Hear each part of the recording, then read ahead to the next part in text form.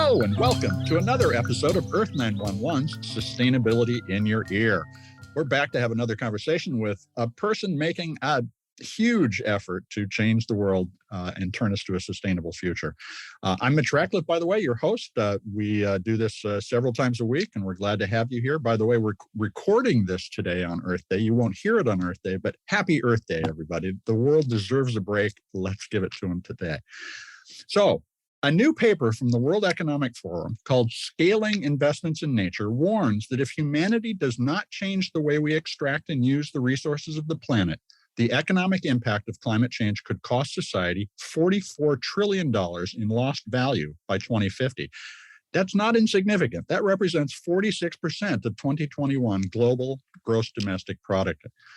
But by simply making reasonable investments to reduce global warming and create regenerative businesses, as much as $10 trillion in new economic value could be created by 2030, according to the report. And our guest today, Dr. Helen Crowley, is an advisor to the World Economic Forum and contributed to said report. Dr. Crowley is a partner at the Pollination Group, a climate change advisory and investment firm based in London. That World Economic Forum report also suggests that investments in sustainable sourcing and manufacturing of goods could create 395 million new jobs globally during this decade. However, there's a sizable investment gap between the capital needed and current commitments. We're on track to fall $4.1 trillion short of the investments needed to complete the post-carbon transition by 2050. Humans, being what we are, need a lot of nature-positive ideas that can be tried, revised, and the lessons widely shared before it becomes plainly clear that now, not later, is the time to make the nature-positive leap. Let's find out how we can accelerate the growth of that new economy. You can learn more at the World Economic Forum website. That's at WEFORM, weforum.org. Welcome to the show, Helen. How are you today? Great. Happy Earth Day, Mitch. And thank you for having me. Wow, I'm impressed with all your numbers. Well done for getting all those off in such a short space of time. Well, we try. It's good. I think the point is that, it's costing us a lot currently, our business and what we're doing, but we've got a lot of opportunity to save and have new economic growth ahead. So that's what those numbers are pointing to. And I heard a great stat that counterpoints the benefits that we were talking about the other day, which is that we now see $1 billion in climate-related damages every 10 days around the world, which is a radical increase from what we used to have. So let me start off with a very simple sounding, but I know this is a complex question. What is a nature-positive strategy? It's basically not just doing less bad, it's doing more good. Mm-hmm. And what I mean by that, it's taking you from a place of just looking at what you can avoid and reduce to what you can restore and regenerate. And that takes you from degrading nature to moving through to creating more positive outcomes for nature. I mean, that's sort of the simple way. Not just about doing less bad, but about doing more good, about taking your company, you as an individual, as an institution, from just sort of avoiding and reducing impact to saying, where can I be restorative and regenerative? And nature can help you on that. Now, we can learn a lot from nature in order to become more resilient. How much emphasis does the World Economic Forum put on the notion of biomimicry and learning from the systems that we need to fit into rather than trying to change and make them work for us?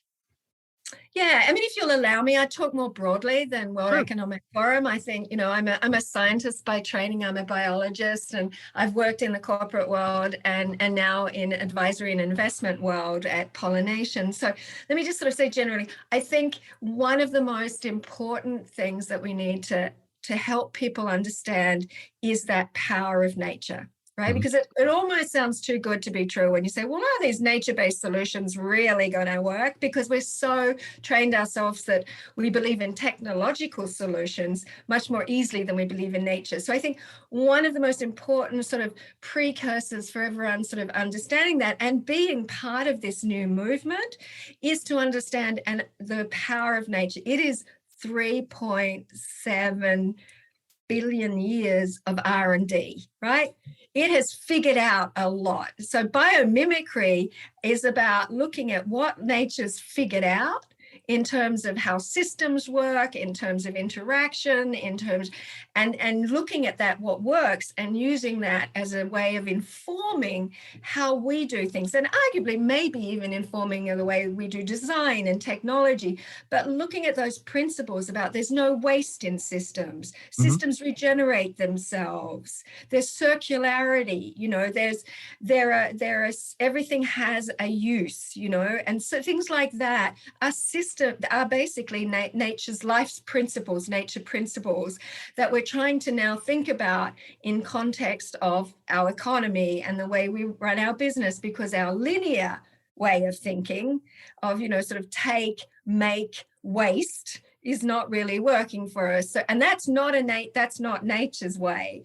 So we'll get into a little more details about what a nature-based solution or what you would do on a nature positive strategy.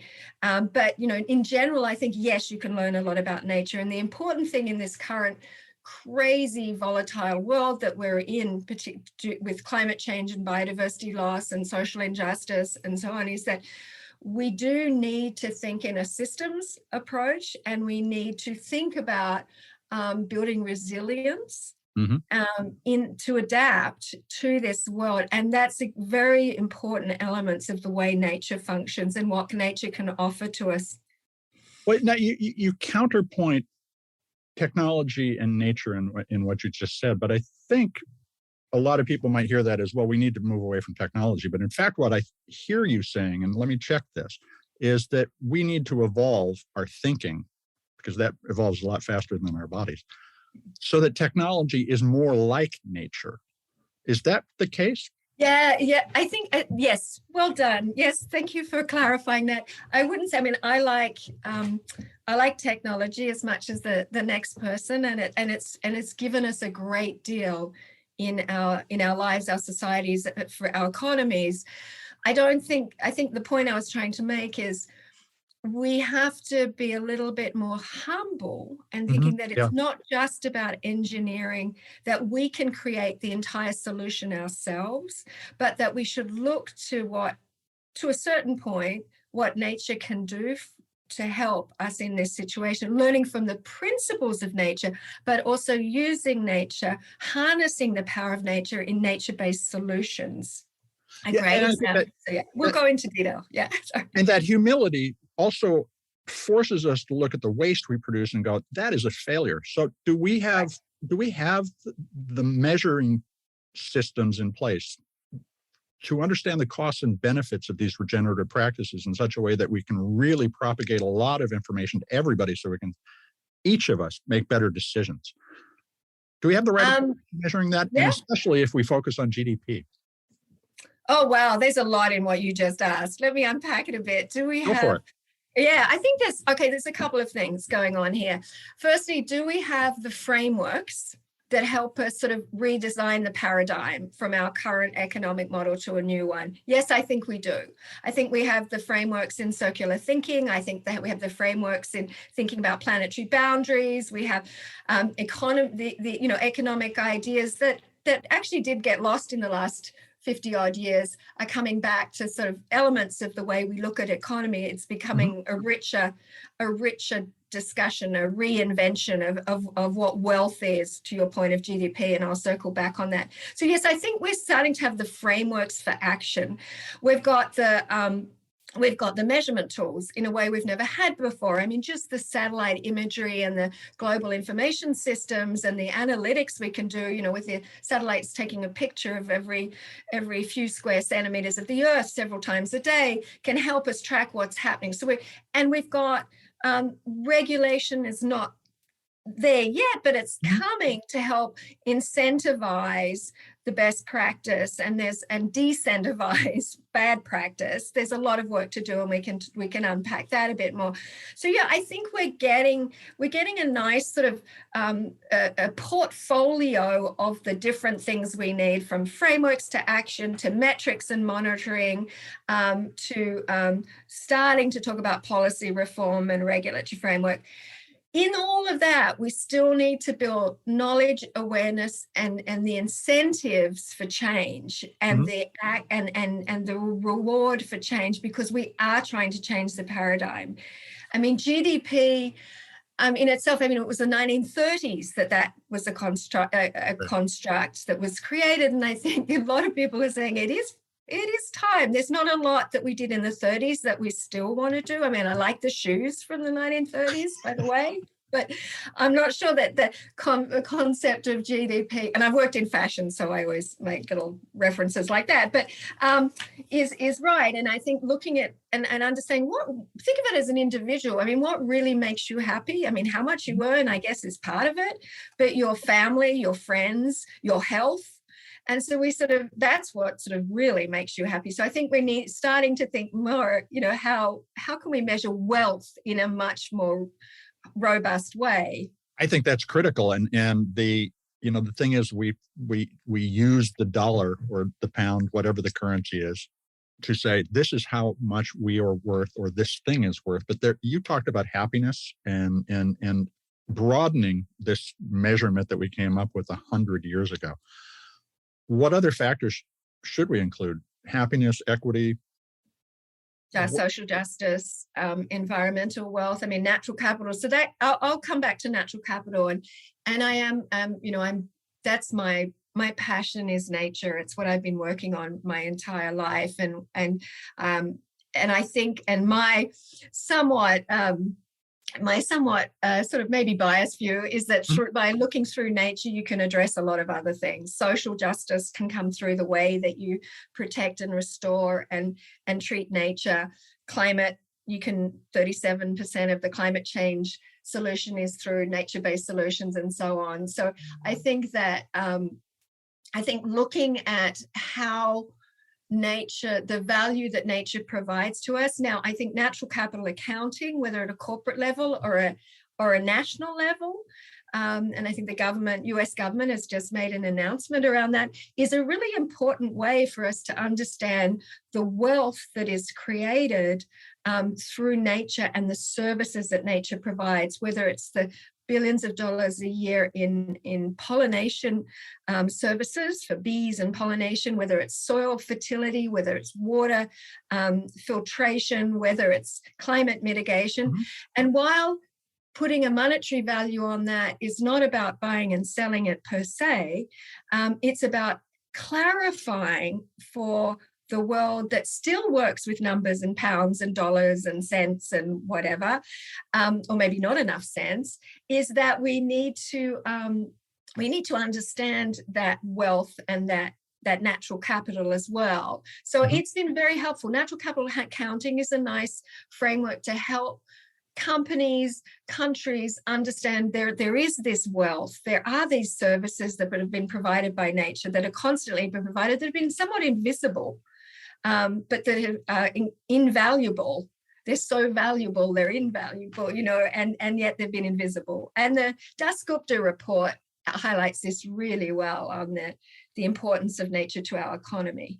Yeah, it is as though we had blinders on and ignored virtually everything other than profit for the last 150 years, which, in some sense has paid some dividends. On the other hand, we have simply failed to recognize the cost until they're coming due, and they're coming due now.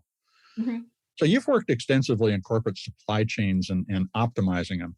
And that has included, touching a lot of extractive and industrial practices that have not been great for the planet. How can we change the sourcing of materials to encourage regenerative and nature-positive outcomes? What do we need to be looking at in addition to the fact is there's some rayon available in Thailand right now? Yeah, interesting. Can I focus a little on textile and fashion supply chains then? Because they're the ones that I know the best.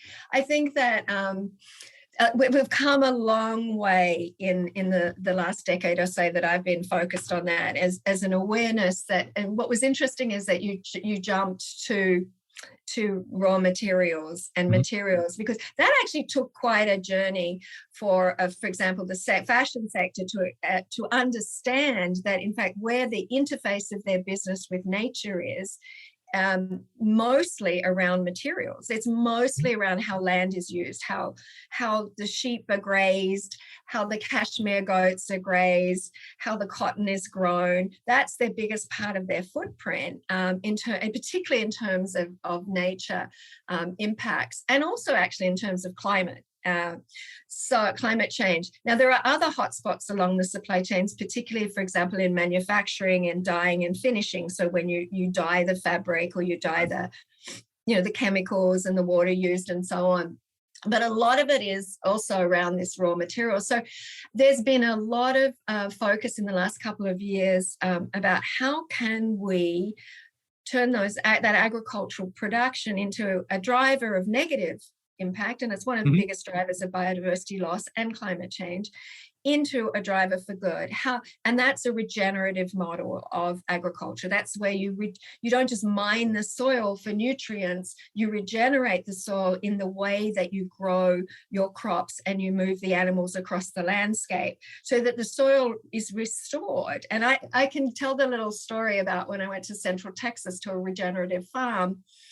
And I got out of the car, and it was in what they call a reference site. So a site that has been treated regeneratively for 20 odd years, showing, the where we could go compared to the surrounding landscape. And you literally feel your feet bounce when you get out of the car onto the soil. And I grew up in Australia where the soil is not bouncy. It used to be apparently bouncy before we overgrazed and so on. But when you feel that, you go, oh, I get it. This is what a functional soil is like. It's got life. It absorbs water and so on. So to circle back to the fashion sector, this is where we're trying to see, well, how can we use our demand for cotton and for leather and for cashmere and mohair and all these things to be a driver for good, to support these regenerative practices. And that's happening right now across many brands. It's not a straightforward thing to do, to transform agricultural practices, particularly when you don't own the farm.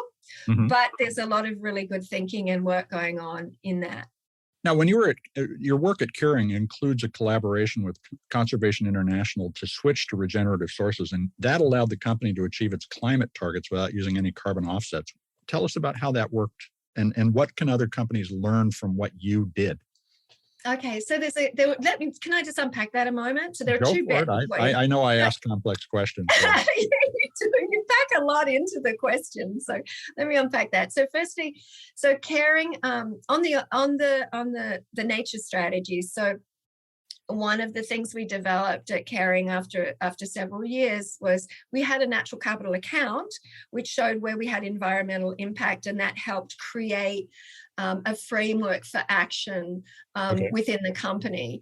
But what became clear, and that's partly because I'm an ecologist also, was clear that we weren't really looking at biodiversity and nature, really understanding that impact in a more holistic way to really sort of address how we could be nature positive, how we could move to nature positive. So they created a fund called the Regenerative Fund for Nature to fund projects around the world to pilot out new practices, mostly in agriculture, to show how can you get to nature positive. And that's where there was a collaboration with Conservation International on that fund to really understand how we can support projects that deliver on livelihoods, biodiversity, the actual raw material itself, and animal welfare, and regenerate the soil as well. So that's that is the collaboration with Conservation International, and that is ongoing now, and that is really helping Kering to sort of articulate its journey towards nature positive and what that looks like, because those will be part of the supply chains at some point, if they're not already those pilot projects that they're funding. On the offsets, do you want me to go into the climate? I also would love to talk about that in a couple of ways, so please. Okay, let's keep going on the nature one then. So so that is, and what that fund is also meant to highlight to the sector more broadly, and to engage the sector more broadly, to show here's some examples of how we can do this regenerative production and how it can work for enhanced livelihoods and profitability of farms, and as well as biodiversity. For example, how can you do a sheep wool production in Patagonia in a way that also protects the wildlife that live across those landscapes. The huanaco, which are like the llamas that migrate up and down Patagonia. How can we build in farming practices that allow that movement of huanaco as well as a profitable and vibrant wool production, but also allows the native plants and to thrive and so on. So that's that's an example of one of the projects that we're doing. Well, but there is, the way you describe that is you have a long timeline in your assessment of what you're talking about, because you're thinking about not just this year's wool volume, but 20 or 30 years out. And a lot of companies have a problem. They look at the next 2 quarters and worry about their stock price and can't justify, for instance, perhaps spending a little more money up front on something that will yield tremendous returns and savings over the long run. How can business better articulate the fact that they're making these long-term investments to investors who are often just focused on the short term? Yeah.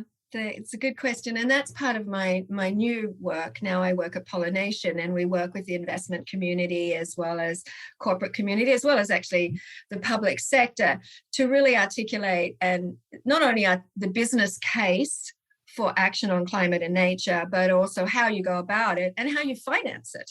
Mm-hmm. So I think that, and I would say, climate, obviously it's a little ahead of nature in terms of people realizing that the risks at a very fundamental business level, and the Task Force for Climate-Related Financial Risk Disclosure has really taken hold. And investors are indeed looking at this through the risk lens and thinking, well, I want to invest in a portfolio of companies or a company that is moving, that is transitioning, not because it's the right thing to do, it's the smart thing to do. Right. Well, how do you make that point? How do you make the point? This is the smart thing to do. You may not like what it does to the next quarter's earnings, but it's going to do great things for the earnings 10 years from now. Well, I think firstly, I think the trajectory's got a lot shorter than that now, okay, because people are saying, and I think on nature, we're following pretty fast on the playbook of climate, and the Task Force for Nature-Related Risk Disclosure has come out, and the investment community is extremely interested in understanding about nature risk. How do you make the case? There's a couple of things that are happening at the same time. There's the awareness that we need to do something because there's risk associated with that, and there's risk and return. And, if risk is up, we've got to do something about it. So that means understanding that risk. But there's also the flip side of risk is opportunity. And it's seeing that there is a value creation opportunity if you address that risk, or working through nature-based solutions. What's the value creation? Because consumers, stakeholders, and so on, everybody's starting to ask of their companies, well, what are you doing? Is this product doing what I need it to do? I'm going to make a choice about what I buy because I want this from a company that makes a difference. So there's that happening, and the regulatory environment's changing.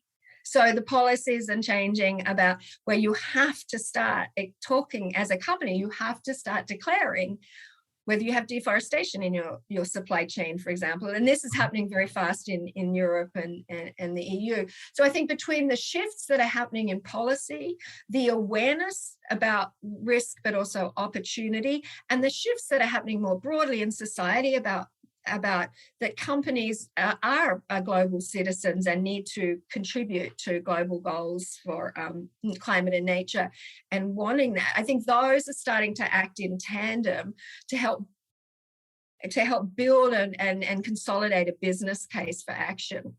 Yeah, you use the phrase businesses are global citizens. And I think one of the issues that we face right now is that for the past 100 years or so, they have been individuals or treated as individuals, but not with the same accountability and responsibility to the rest of society. That's a big change in thinking. One of the ways that we can enforce that is sharing more information with consumers so they can choose the things that they want. Do we need to have greater transparency in the supply chain and even at the retail outlet or e-commerce shop where you're shopping about where things came from and how they were made? Yeah, I do think that I think this is a really hard, it's really hard. I've worked with I mean, this is basically what certification does. Let's be clear. Right. I mean, we've had that for a long time, whether it's Forest Stewardship Council, whether it's Marine Stewardship Council, whether it's Textile Exchange, responsible wool, organic cotton. That's basically what certifications do.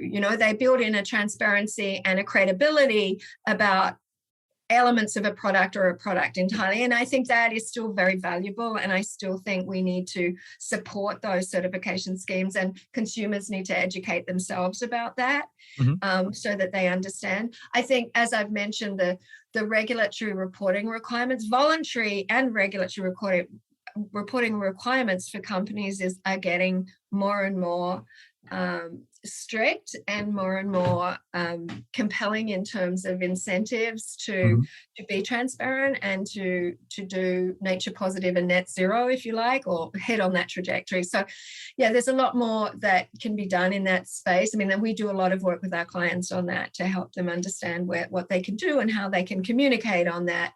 I think that people also need to you do need to inform yourself. I really think that people need to understand a bit more. There's so much you can find out about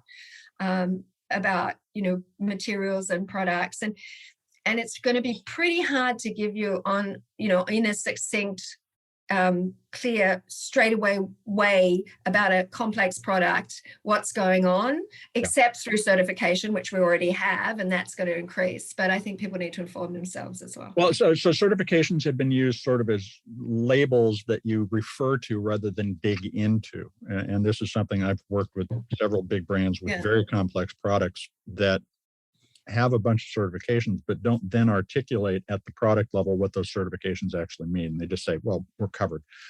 Is that...